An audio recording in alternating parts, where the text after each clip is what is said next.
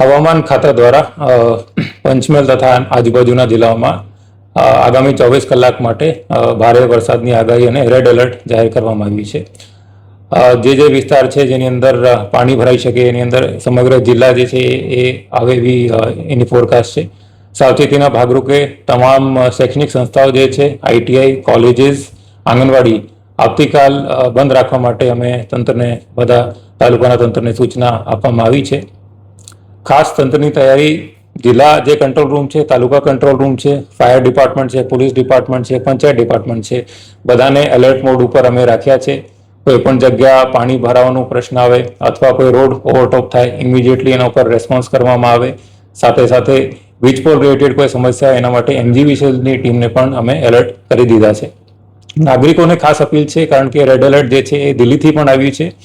ભારે વરસાદ આવવાની જે શક્યતા છે એ ખૂબ વધારે છે. ગ્રામ્ય વિસ્તાર, શહેરી વિસ્તારમાં અલગ પ્રકારની તકલીફ ઊભી થઈ શકે છે. એટલા માટે જ્યાં વધારે વરસાદ હોય અથવા રોડ ઉપર પાણી ઓવરટોપ થતું હોય ત્યાં જોખમ ના લે અને પોતાનું વાહન જે છે એમાંથી બહાર નહીં કાઢે.